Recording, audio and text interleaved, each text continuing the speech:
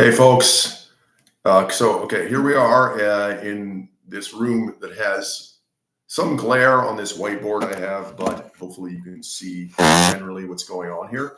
We're talking about the first half of chapter 1 from Michael Palmer's Moral Problems. Hopefully you'll have the book by now. If not, I've uploaded the first half of the chapter to Canvas for you to read until you get the book. There's just these, so in the beginning of the chapter, there are two ethical distinctions that I want to draw your attention to that you've probably read already. And then there's Socrates in prison. That is the excerpt they have from Plato's Credo here. And we're going to apply one of these distinctions to Socrates in prison to figure out what his moral theory actually is, or more properly, what ethical theory here that we're studying is derived from Socrates in prison, from what he's saying here in Plato's dialogue on his lecture, basically, that he's giving in this dialogue by Plato. So the first distinction I want to draw your attention to is on page 4 of your book, and that is normative ethics versus meta-ethics. It's a pretty simple distinction. So in the book, it says normative ethics are what we consider normative ethics, or what kinds of things are good and bad, what kinds of actions are right or wrong. So in normative ethics, as you can see here, I have normative ethics. How should everyone act is sort of our example or definition of that.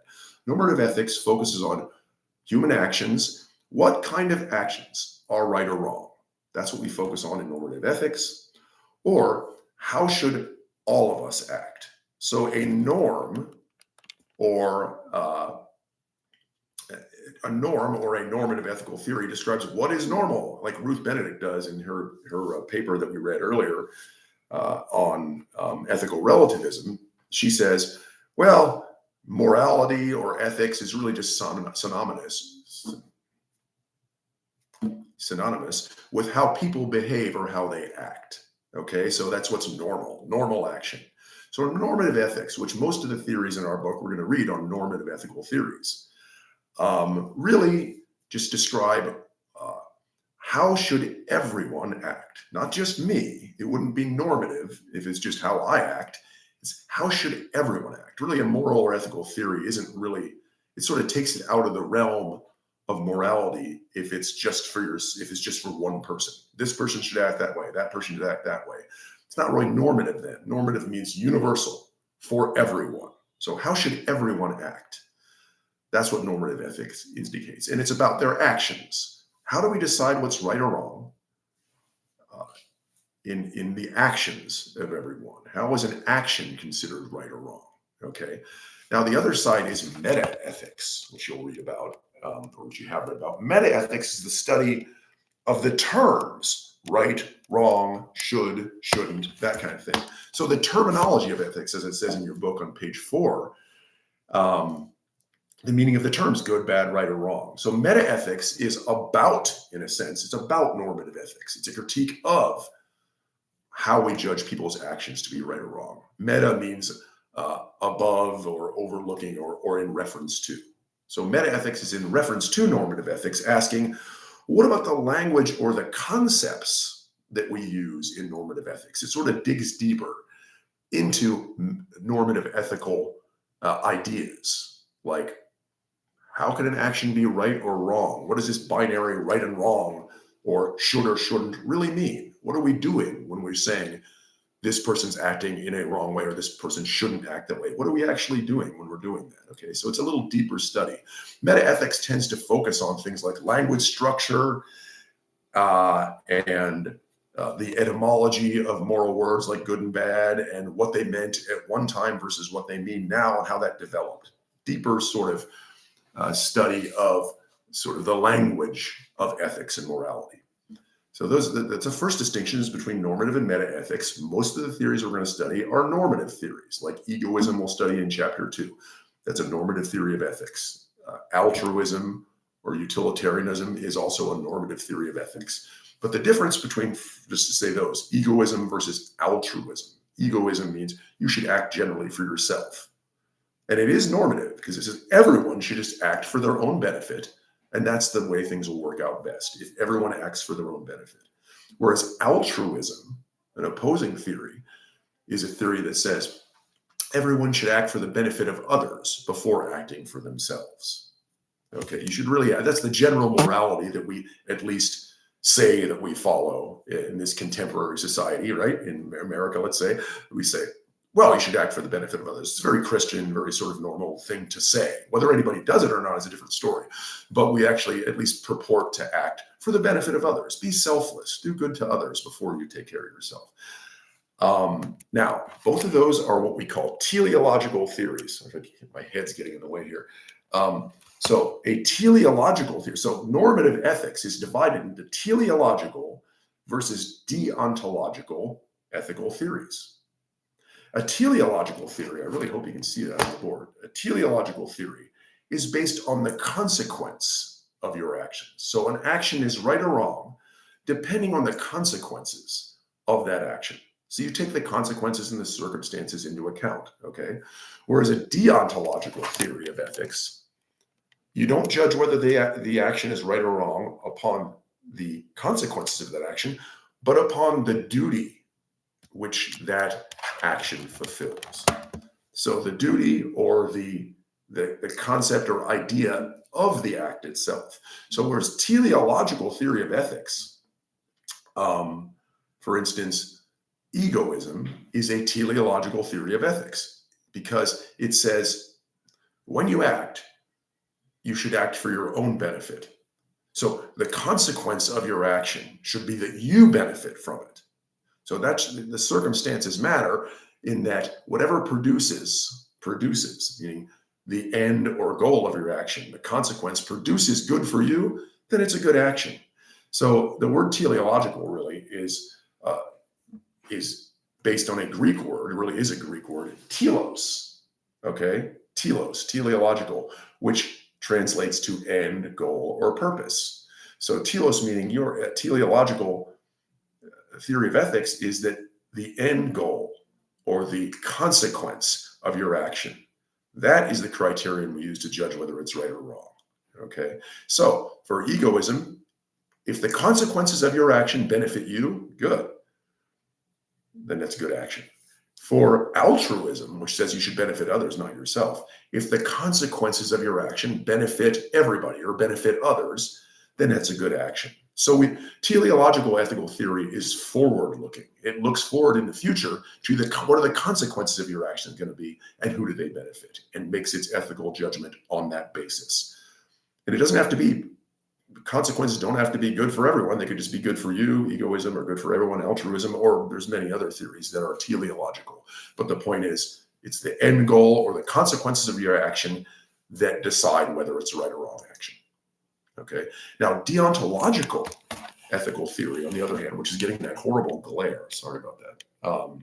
Deontological ethical theory is duty-based in that it is not looking forward to the consequences in order to judge whether your action is right or wrong. It's looking backward to the duty which your action is fulfilling. So your action is the consequence of a certain duty that you're fulfilling.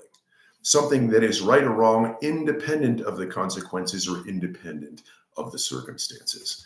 So, for instance, stealing is considered wrong by many of us. 10 Commandments. The 10 Commandments are a good example of deontological ethics. It is always wrong to kill. It is always wrong to steal. And you may say, well, what about if you're stealing for a starving family or you're starving yourself or whatever it is? The deontological ethics is no, under no circumstances is it good to steal. Circumstances don't matter. The consequences don't matter. It may save someone's life, but you cannot break that sacred rule. Duty-based action. You have a duty to not steal. Because, deontological theory says, well, if you bring in the consequences to judge whether their actions are right or wrong or what our duty is, the consequences and the circumstances will always be different. You can't predict them. We have to have a steadfast rule that applies to everyone to be normative. So the deontological ethicist says stealing is always wrong, no matter what. Whereas the teleological ethical theory says, well, stealing is wrong in most cases, But what about the circumstances? What about the consequences of that action where someone is starving and you save their life? Maybe that's more important than the duty or rule that you shouldn't steal. So a teleological ethicist would say, under certain circumstances, depending on the consequences, maybe we can make an exception to this rule or this duty and say the consequences are you're saving someone's life, that it is ethical to steal. So again, the teleological ethicist takes in circumstances and consequences. The duty-based deontological ethics does not. It's always right or always wrong to do something. There is a historical example often used, and it's a poignant, nasty example, but it is an example often used in ethical lectures and textbooks on teleological versus deontological. It's called the Nazi example. During World War II, in 1939 and 1945, we all know the atrocities of the Holocaust. Jewish citizens of many countries were being taken to concentration camps. This sort of thought experiment of ethics asks you to put yourself in this situation. Diary of Anne Frank. Anne Frank was a young girl in Nazi Germany who was, she and her family were hidden in someone's attic, as many citizens did. They hid their Jewish friends and perhaps relatives in places in their houses where the Gestapo or the Nazi stormtroopers couldn't find them. So they didn't want them to go to the concentration camps. So imagine you're that person hiding your Anne Frank and her family in your attic, which did happen for real. And you get a knock on the door, and it is the SS, it's the Nazi Gestapo or stormtroopers who went door to door looking for the hidden Jews. And the Nazi officer says to you, "Are you hiding Jews in your attic?" Now, think about this because it's a good way to divide the teleological from deontological ethics. If you're teleological, you may think to yourself, well, it's wrong to lie. But you look to these consequences of that action, whether you tell the truth or not. And in that situation, the teleological ethicist says, well, the consequences of my telling the truth in this situation are absolutely disastrous. The family will be taken to concentration camp and probably die. So you say, well, I have to take the circumstances into account here. Lying is wrong, but in this situation, if I tell the truth, it's even worse than what would happen if I lied. So I'm gonna lie because the consequences of my action of lying are for the best. Now, if you're a deontological ethical theorist in that situation, you say to yourself, there should be no exceptions. Circumstances don't matter. Consequences don't matter. It is always wrong to lie. That's why we must have a universal normative standard of ethics that is deontological and duty-based. My duty is so you tell the truth and disaster takes place. So now that makes deontological ethics look so evil and bad, but that's not really the point. The point is whether the consequences should matter or not. In that situation, of course, most of us think, well, I'd be teleological. I'd have to be. I'd feel it. In that situation, your sort of your guts or your moral intuitions might tell you you've got to lie here. But the deontological theory says we can't have universal rules that are normative rules of ethics unless they're independent of the circumstances. Otherwise, the circumstances always change. The consequences are always different. We can't allow for that kind of looseness in our ethical theories. So there's arguments on either side. But anyway, so your goal is teleological, deontological, know that distinction, know the distinction between normative and meta-ethics, and apply it to your reading. If you go back and check out Socrates in Prison again in your book, page 10 to whatever it is, Socrates in Prison, 10 to 20 or whatever it is. Or no, it's, what is it, 10 to 18 or whatever of your book. Check out Socrates in Prison, that dialogue there, and try to figure out, is Socrates talking teleologically there in his ethics or deontologically? Okay, that's one thing we'll discuss next class. Okay, see you guys later.